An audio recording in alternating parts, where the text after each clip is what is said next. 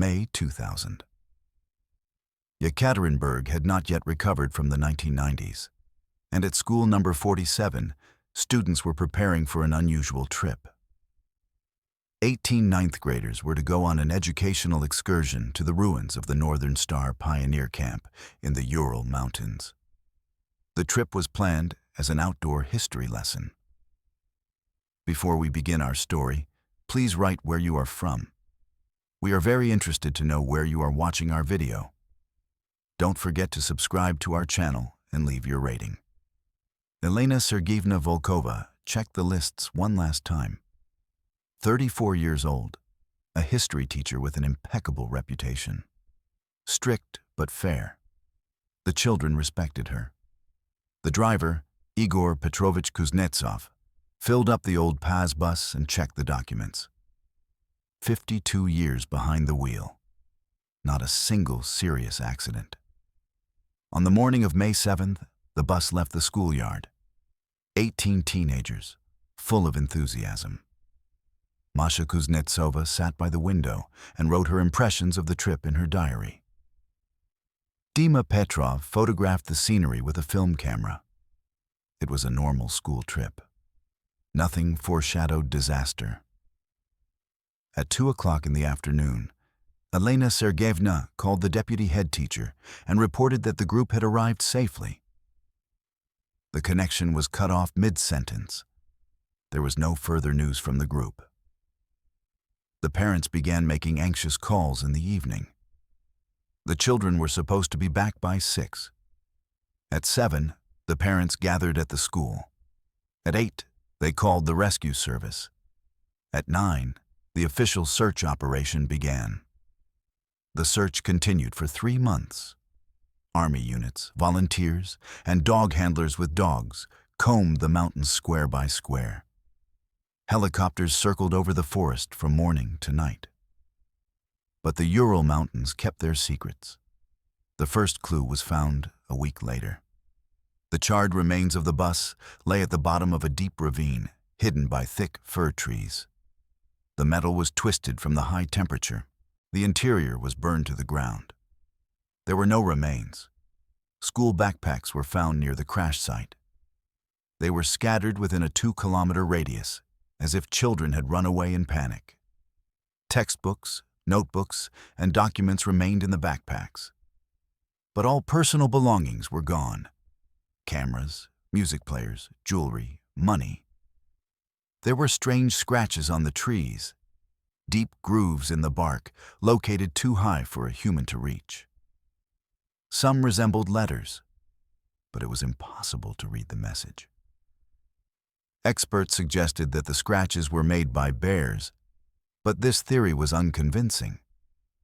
The parents did not believe it was an accident. Masha Kuznetsova's mother, Galina Ivanovna, demanded that the search continue. Dima Petrov's father hired a private detective, but the official version was unshakable. Technical failure of the bus, fire, the children's attempt to escape on foot, death from hypothermia in the mountains. The case was closed in August 2000. 18 children and 2 adults were officially declared dead. The bodies were never found. The police report stated the remains were destroyed by wild animals. But senior investigator Dmitry Anatolyevich Morozov could not forget the strangeness of the case. 20 years of service in the Criminal Investigation Department had taught him not to trust overly simple explanations. And there were too many inconsistencies in the case of the missing bus. The first oddity: the bus burned evenly and very quickly.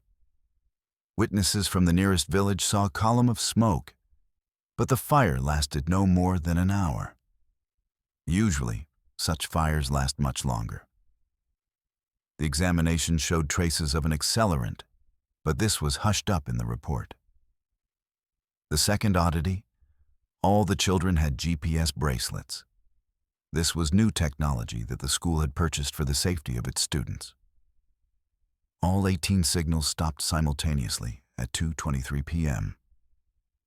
Not gradually, not with a few minutes delay. strictly synchronized. The third oddity, the route. The road to the Northern Star camp ran along a well-traveled track known to all local drivers. Igor Petrovich had been there before. How could an experienced driver veer off a familiar road into a ravine in clear weather? Morozov tried to raise these questions at staff meetings, but received a clear signal from management. The case was closed. Don't dig. The investigator understood that he had stumbled upon something serious. But there was not enough evidence, and pressure from above was mounting. The detective retired in 2005, but kept the case files at home. He sometimes reread the reports and studied the photos from the scene. His intuition told him that the children could have survived, at least for a while.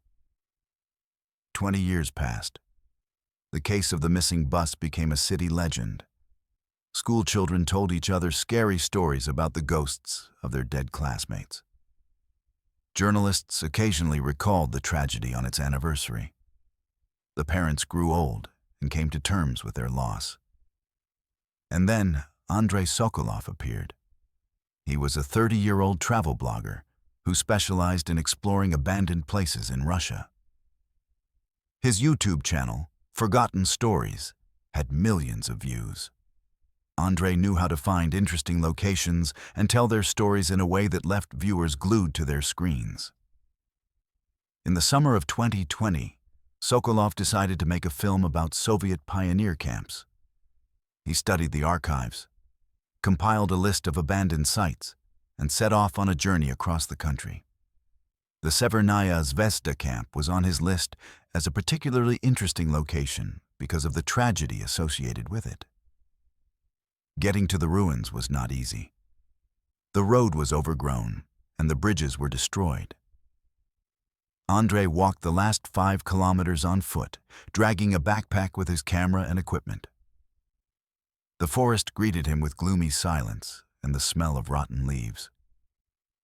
The remains of the camp looked like the set of a horror movie.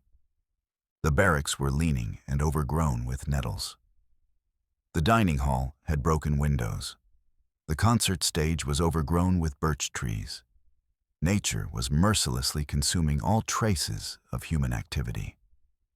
Andrei filmed the ruins, telling the camera the story of the camp and the tragedy of 2000. The sun was setting, and the lighting was perfect for atmospheric shots. The blogger headed for the administrative building to film the final scenes. That was where he noticed something strange. Behind the main building stood a small outbuilding that looked too sturdy against the backdrop of general destruction. Concrete block walls, a massive metal door. Ordinary sheds are not built from such materials. Andrei tried to open the door. It was locked. But the lock was modern, not Soviet style. Someone had replaced it relatively recently. The blogger walked around the perimeter of the building and found a window covered with a sheet of iron. A few blows with a crowbar, and the obstacle gave way. Inside was an ordinary storage room with shelves and tools. Nothing interesting. But Andrei noticed that the floor looked unnatural. The concrete slabs were uneven, with gaps between them. One of the corners was sinking under his feet. The blogger lifted a slab and discovered a metal ladder leading down. The beam of his flashlight illuminated an underground corridor stretching into the darkness. Andrei's heart was pounding. He realized he had stumbled upon something big. It took several minutes to descend into the underground passage. The corridor was long and damp. The walls were covered with mold, and water sloshed underfoot. At the end of the corridor, Andrei saw a massive steel door with a wheel lock, like on a submarine. The door gave way with a loud creak. Behind it was a room the size of a small apartment. Concrete walls, low ceilings, several rooms. A Soviet bunker, built during the Cold War and forgotten after the collapse of the USSR. The first room contained rusty bunks and lockers. In the second, There was a table with a radio and maps. In the third, Andrei found something that changed his life forever. On the floor lay a metal box with documents. Next to it was a stack of school notebooks with the names of missing children. The blogger's hands trembled as he opened the first diary. Masha Kuznetsova, 9B class, was written on the cover in a child's handwriting. Andrei flipped through a few pages and froze. The last entry was dated not May 2000, but June. The girl had been writing her diary for a whole month after the official date of her death. Day 34 in the shelter. Andrei read by the light of a flashlight. There is less and less food. Aunt Lena says they will take us home soon. But I don't believe her anymore. People in gray uniforms come every day. They give us injections and ask strange questions. After the injections, I can't remember what happened yesterday. Andrei felt a chill run down his spine. The children were alive, at least a month after their disappearance. What had happened to them in that bunker? Who was holding them there? And most importantly, where were they now? The blogger grabbed all the diaries and documents from the drawer. In the darkness of the underground chamber, he couldn't examine them in detail. But he understood that he was holding evidence of one of the most notorious crimes of the century. The case of the missing children had to be reopened. Andrei hurriedly left the bunker and got to his car. All the way to Yekaterinburg, he thought about what to do with his discovery. Should he go to the police? But what if there were people there who were involved in the children's disappearance? Should he publish everything on the internet? It was too risky without additional verification of the facts. The blogger decided to find the investigator Morozov, who had investigated the case 20 years ago. If the detective really had doubts about the official version, he would help him figure out what to do with the discovery. Andrei found the pensioner's address through journalist acquaintances. Dmitry Anatolievich lived in an old 9-story building on the outskirts of the city. A gray-haired man of about 70 opened the door and listened attentively to the stranger's story. When Andrei took out the diaries, the former investigator's eyes lit up. He had been waiting for this moment for 20 years. I knew the children had survived, Morozov said, leafing through Masha Kuznetsova's notebook. There were too many strange things about that case. But we didn't have enough evidence. Now we do. The detective took a thick folder with case files from the cabinet. Photos of the crash site, interrogation reports, expert conclusions. Everything that was officially considered closed and forgotten. Morozov had kept copies for 2 decades, hoping to one day find the truth. Listen carefully, said the pensioner, pointing to a map of the area. The Northern Star Camp wasn't just a pioneer camp. During the Soviet era, it was a secret facility. Officially, it was a scientific station for climate research. Unofficially, it was a laboratory for the development of psychotropic substances. Andrei felt the puzzle beginning to come together. A secret laboratory, an underground bunker, missing children. But why would anyone need school children? And why these 18 people in particular? The laboratory was closed in the 90s, Morozov continued. But the equipment remained. And most importantly, the people who worked on the secret projects remained. What if they decided to continue the experiments unofficially? The former investigator opened one of the diaries on the bookmark. Dima Petrov's entry from June 15th, 2000. Dr. Zaitsev said that we would help science. After the injections, I started to do better at math problems. But I can't remember my parents' faces as well. Masha didn't recognize her last name yesterday. Aunt Lena cries at night. Experiments to alter memory and consciousness, explained the detective. The children were ideal test subjects. isolated from the outside world, unable to resist. The teacher was most likely recruited or forced to cooperate. Andrei read the diary entries, one after another. The story became increasingly gruesome. The children gradually lost their memories of their past lives. Their personalities changed under the influence of unknown drugs. The last entries were almost illegible. The handwriting became uncertain, the thoughts confused. "What happened to the children after that?" asked the blogger. "The diaries end in late June." Morozov sighed heavily. "I'm afraid the experiment continued. Perhaps the children were transferred to another location. Or..." The detective didn't finish, but Andrei understood the implication. But then the pensioner took another document out of the folder. It was a report from a psychiatric hospital in Nizhny Tagil, dated August 2000. 8 teenagers with severe memory impairments had been admitted to the hospital. They had no documents and were practically unable to speak. 8 out of 18, whispered Andrei. So someone survived? Dmitry Anatolyevich nodded. "I checked that hospital 5 years ago. The teenagers were discharged a year later and sent to different orphanages under new names. All traces were lost. But if they're alive..." Just then, the lights in the detective's apartment went out, and he heard the footsteps of strangers climbing the stairs to their floor. Morozov reacted instantly to the danger. 20 years of working in criminal investigation had taught him to trust his instincts. The detective quickly gathered all the diaries and documents into a bag, grabbed Andrei by the arm, and dragged him to the balcony.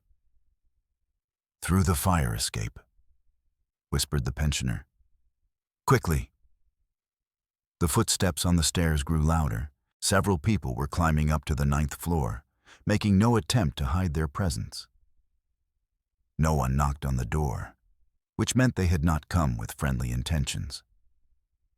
Andrei and Morozov made it out onto the fire escape just as something crashed inside the apartment. The metal structure creaked under their weight, but held. They had to climb down in complete darkness, feeling their way down each step. On the 7th floor, an elderly woman leaned out of the window. "What's going on?" she asked in a loud whisper. Morozov put his finger to his lips and pointed down. The neighbor understood the hint and quickly closed the window. Another unpleasant surprise awaited them in the courtyard. 2 black cars without license plates were parked at the entrance. People in dark clothes were smoking and talking on walkie-talkies. Professionals. Andrei realized they were in serious trouble. "Through the garages," Morozov pointed the way.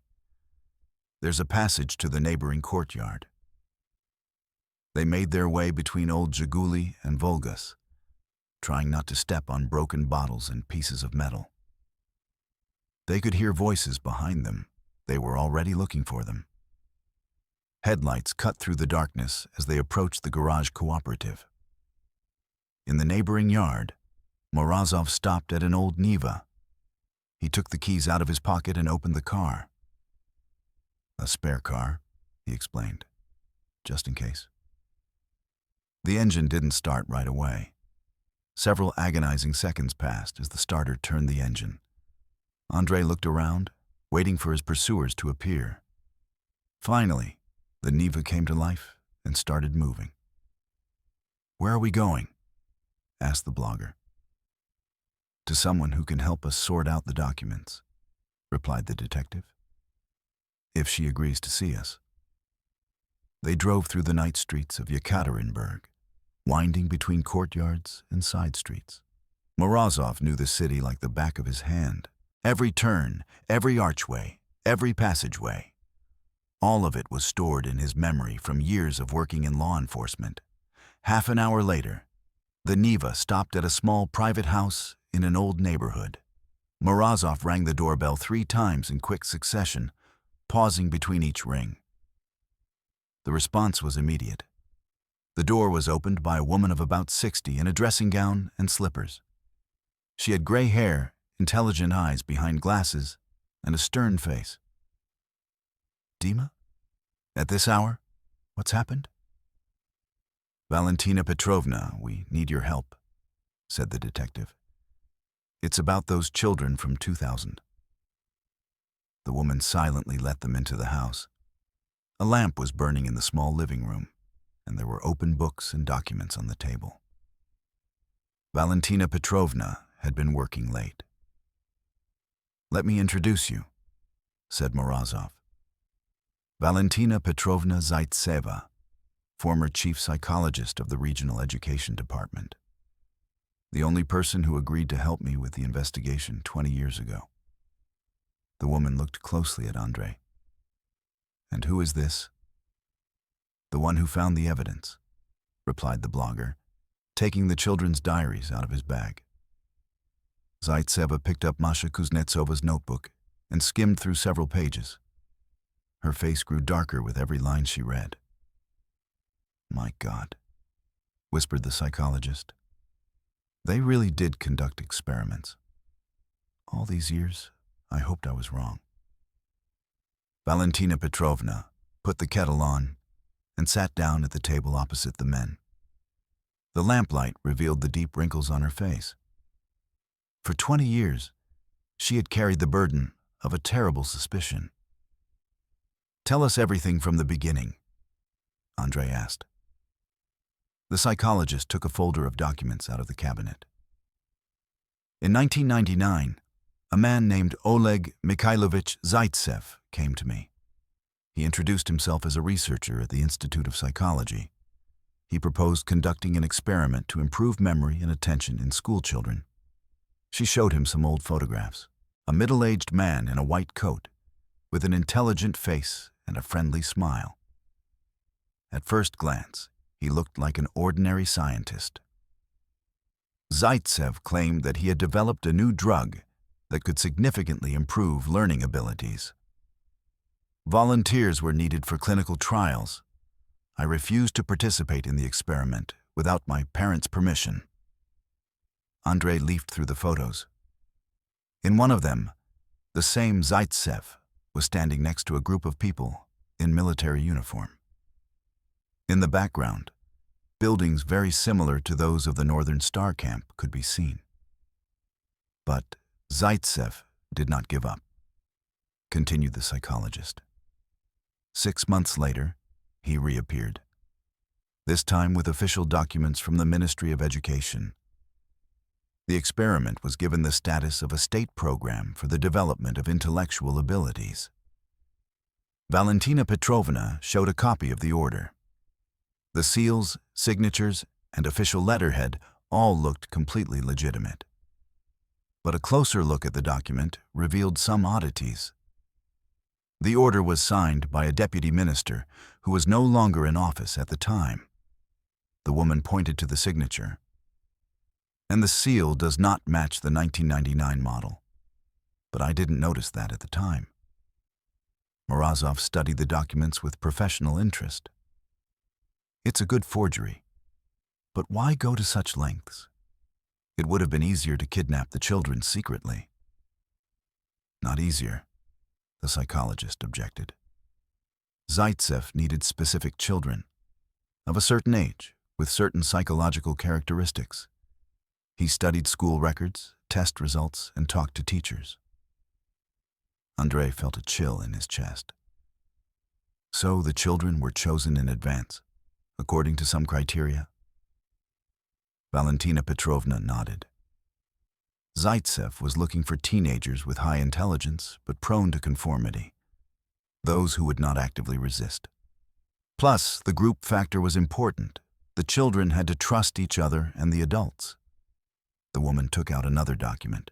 It was a list of 18 names with detailed descriptions of each child. Hobbies, grades, personality traits, family situation. A real dossier on each student. Masha Kuznetsova, an excellent student, class leader, but not confrontational, read the psychologist. Dima Petrov, gifted in the exact sciences, trusting, attached to the group, and so on. Ideal subjects for group experiments. Andrei compared the list with the diaries. Indeed, the children's characteristics matched what he had read in their records. Zaitsev had done some serious preparatory work. And the teacher, Volkov? Asked the blogger. Was she in on it? Valentina Petrovna's face grew even darker. Elena Sergeyevna was recruited, but not voluntarily. She had a sick mother and needed money for treatment. Zaitsev offered good pay for participating in a scientific experiment. The psychologist showed the bank documents. Large sums had been transferred to Volkova's account over several months before the trip. The last transfer was made the day before the children left for camp. Volkova thought she was participating in a harmless memory study, the woman explained. She was told that the children would be given vitamins and undergo psychological tests. She only found out about the real purpose of the experiment once she was at the camp. Morozov studied the bank statements carefully. Where did the money come from? Who financed the operation? This is where it gets interesting, said the psychologist, pulling out a thick folder. I spent years tracing the financial flows. The money went through a network of front companies. But in the end, it all leads to one organization. She showed him a diagram of the connections between the companies. It was a tangled web of transfers, name changes, and front men. But at the center of the diagram was the name: Research Institute of Applied Psychology and Neurophysiology. A research institute that was officially closed in 1998, Valentina Petrovna explained. But in fact, it continued to operate under different names. It developed methods of psychological influence for the special services. Andrei began to understand the scale of the conspiracy. It wasn't just a mad scientist conducting experiments on children. Behind it all was a state structure with serious funding and protection. So that's why the case was closed so quickly? Asked the blogger. Exactly, confirmed Morozov.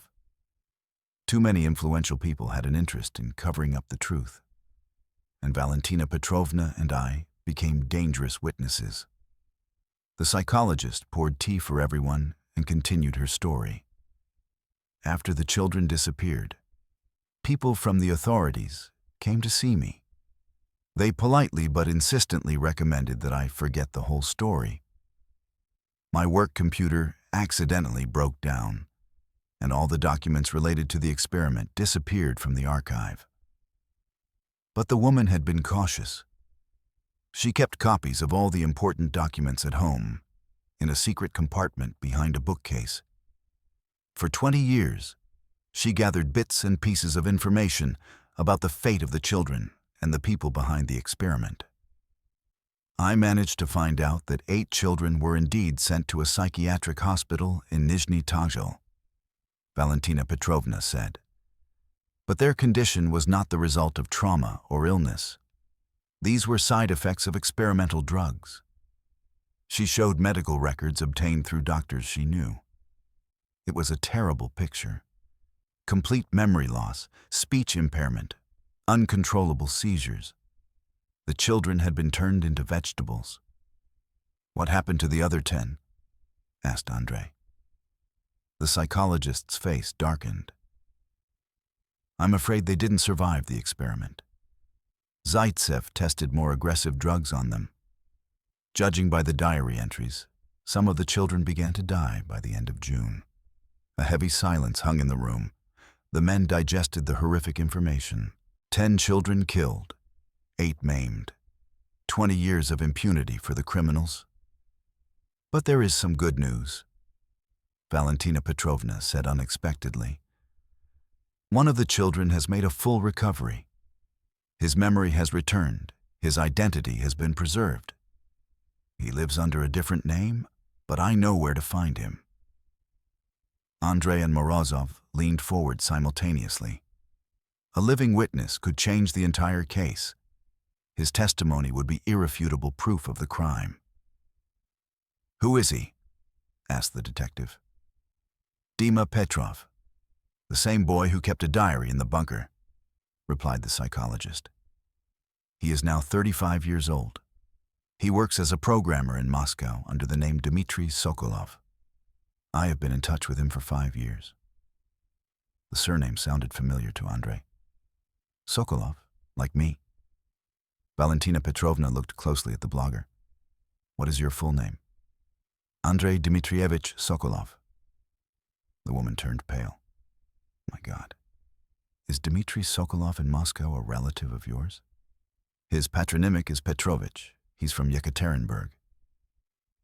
Andrei felt the ground slip away beneath his feet. Could it be that the very same Dima Petrov, whose diary he had read in the underground bunker, was his relative? There were too many coincidences for it to be a coincidence. "Show me a photo," the blogger asked, his voice trembling. The psychologist took a photo of a man in his mid-30s out of a folder. Dark hair, familiar features, intelligent eyes. Andrei immediately recognized the family resemblance. It was his cousin Dima, who had disappeared when he was a child. "My brother," Andrei whispered. "My parents said he died in a car accident. I didn't even know I had a cousin." Morozov and Zaitseva exchanged glances. The situation was becoming even more complicated. Andrei had accidentally stumbled upon evidence of a crime in which his own relative had been involved. Was it a coincidence, or was someone leading him down the right path?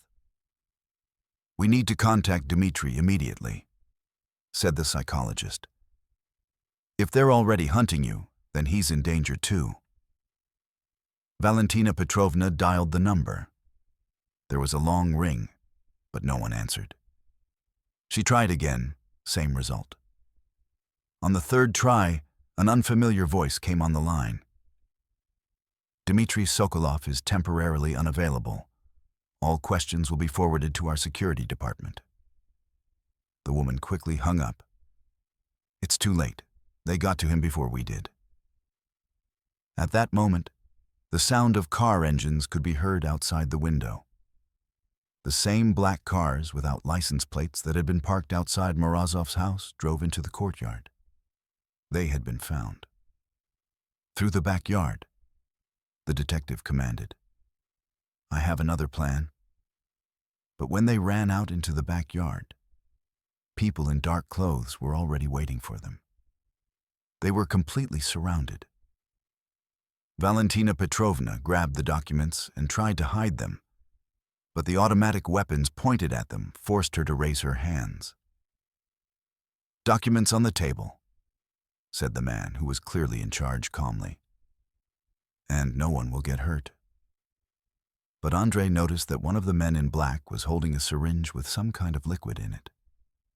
The same drug that had been used on children 20 years ago.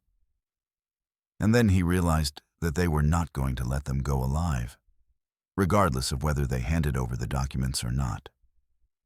Andrei instinctively took a step back, but there were already 2 more men with automatic weapons standing behind him. The trap snapped shut. Valentina Petrovna clutched the folder with the documents tightly to her chest, knowing that they were the only evidence of a terrible crime. "Hand over the documents voluntarily," repeated the chief, "and we'll resolve this civilly." Morozov took a step forward. "Who are you? What right do you have to break into a private home?" The man in black smiled. "Colonel Krasnov, Internal Security Service. We have all the necessary authority to seize documents that constitute state secrets." Andrei noticed that the colonel was not showing any identification. Real special service agents always show their documents when making an arrest. These people were working unofficially. "State secrets?" the psychologist asked. "The diaries of murdered children are state secrets?" Krasnov's face hardened. "You don't understand the scale of the situation. These materials could cause irreparable damage to national security. At that moment, a telephone rang in the house. Valentina Petrovna instinctively turned her head toward the sound. Krasnov nodded to one of his subordinates, who headed for the phone. But the call was a diversion. 3 men in police uniforms with automatic weapons at the ready jumped out from around the corner of the house. "Freeze! Police! Weapons on the ground!" A short firefight ensued. Krasnov's men were not prepared for the sudden attack. 2 of them immediately lay down on the ground with their hands up. The rest tried to hide behind the cars. Andrei grabbed Valentina Petrovna by the arm and dragged her toward the house. Morozov covered their retreat, even though he had no weapon. Bullets whistled over their heads, shattering windows and hitting the walls. Inside the house, they were met by an unfamiliar man in plain clothes.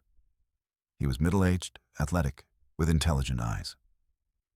"Andrei Sokolov?" he asked. "Yes. Who are you?" "Dmitry Sokolov. Your cousin." Time stood still for a moment. Andrei looked at the man he had believed dead for 20 years. Dima looked older than his 35 years.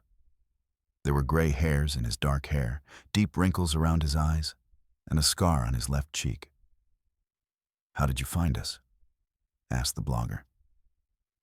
"Valentina Petrovna warned me about your discovery," replied Dima. "I flew here on the first flight from Moscow. It's a good thing I brought reinforcements." The shooting outside the window subsided. The police were taking control of the situation. Krasnov and his men were blocked in the courtyard. Dmitry sat down opposite Andrei and sighed heavily. "I've been waiting 20 years for this moment, for the truth to finally come out." "Tell me what happened to you," asked the blogger. Dima closed his eyes, remembering the nightmare of the past. After the diaries were finished, we were divided into groups. 10 children were sent to one part of the bunker, 8 to another. I was in the second group. He showed the scar on his arm. Daily injections of unknown drugs. Zaitsev said that we would help create a new generation of people with enhanced abilities. In reality, he was turning us into guinea pigs. Valentina Petrovna brought tea. Her hands were shaking from the stress she had experienced. Dmitry nodded gratefully and continued his story. The drugs had different effects. Some people's memory improved, but their emotions disappeared. Others developed mathematical abilities, but their speech was impaired. I was injected with a compound to improve logical thinking. Andrei listened without interrupting. His brother's story was scarier than any horror movie. A month later, complications began. Dmitry continued. The children from the first group started dying one after another. Their bodies couldn't withstand the experiments. Zaitsev panicked, realizing that the project had failed. Outside the window, police officers were leading the detainees to cars. Krasnov walked silently, his head down. A 20-year conspiracy was collapsing in one night. "What happened to Elena Sergeyevna?" Morozov asked. Dima's face darkened. "Volkova tried to protect us. When she realized what was really going on, she tried to sabotage the experiments. She replaced the drugs with saline solution and damaged the equipment." He paused, gathering his strength. Zaitsev shot her in front of all the children. He said that this would happen to anyone who tried to interfere with science. Silence hung in the room. Elena Sergeyevna Volkova died trying to save her students, a heroine whom no one will ever know. "How did you manage to survive?" asked Andrei. "I was lucky," replied Dima. "The drug they injected me with turned out to be less toxic. My memory and personality remained intact, and I only gained additional abilities to analyze information." Dmitry showed the documents from his briefcase. I've been gathering evidence against Zaitsev and his patrons for 20 years. I work as a programmer, but I devote all my free time to the investigation. Andrei leafed through the documents. Bank transfers, correspondence, photographs of secret facilities. His brother had done the work of a professional detective. "Is Zaitsev still alive?" asked the blogger. "He's alive and continuing his experiments," Dmitri replied grimly. "Only now he's working with adult volunteers. Officially, he's treating mental disorders." He showed a photo of a private clinic in the Moscow suburbs. A modern building, well-kept grounds. A sign reading, Dr. Zaitsev's Center for Innovative Psychotherapy. "Patients come in with depression and leave with a completely changed personality," Dmitri explained. "Relatives don't recognize their loved ones. But there are no official complaints. People come voluntarily." Morozov studied the clinic's address carefully. "So the crimes are still going on?" "Not only are they continuing, they're expanding," Dima confirmed. "I've counted at least 5 similar centers in different cities. Zaitsev has created a whole network." There was a knock at the door. A police officer entered. "Citizens, we need your statements and your documents, if they are related to the case." Valentina Petrovna handed him a folder with the materials. "This is evidence of the murder of 18 children and crimes against humanity." The officer leafed through a few pages and turned pale. "My God, is this true?" "Unfortunately, yes," Morozov replied. "And this is just the tip of the iceberg." Dmitri took a flash drive out of his pocket. "Here are the records of all the experiments Zaitsev conducted. Video, audio, documents. Enough to put him away for life." The next few hours were spent giving statements.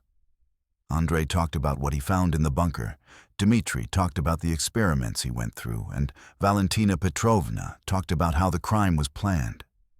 Morozov provided materials from 20 years ago. By morning, the case had been officially reopened. The prosecutor's office issued arrest warrants for Zaitsev and his accomplices. The media received sensational information about the solving of one of the most high-profile crimes of the century.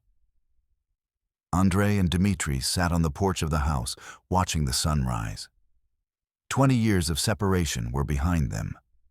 Justice had finally prevailed. "What are you going to do next?" asked the blogger. "Help with the investigation," replied Dima. "And then I'll work on rehabilitating the other survivors. We need to find all the children who were sent to psychiatric hospitals." Andrei nodded. "And I'll make a documentary about this story. People need to know the truth." A month later, Oleg Zaitsev was arrested at his clinic. A search revealed new evidence of human experimentation. 27 accomplices were detained along with him. 8 surviving children from the Nizhny Tagil hospital received compensation and medical care. 3 managed to partially recover their memory and return to normal life. Andrei Sokolov's documentary film, 18 Children, 20 Years of Silence, has garnered 100 million views on YouTube. The story shocked the country and led to an investigation of all private psychiatric clinics. Dmitri Sokolov headed a fund to help victims of illegal medical experiments. Valentina Petrovna became chief consultant on ethical issues at the Ministry of Education. Dmitri Morozov was awarded the title of Honorary Employee of the Ministry of Internal Affairs for solving a crime that had remained unsolved for 20 years. At the age of 70, the detective finally closed the case that had tormented him all his life. And in the abandoned Severnaya Zvezda camp, a memorial was erected to the children who died there. 10 names on black granite, 10 lives cut short by human cruelty. But most importantly, the truth prevailed. After 20 years of silence, the voices of the children who died were finally heard. Their diaries, found in an underground bunker, became evidence of one of the most horrific crimes in Russian history.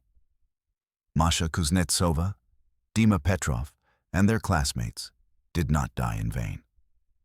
Their story changed laws, saved other children, and showed that no crime goes unpunished forever.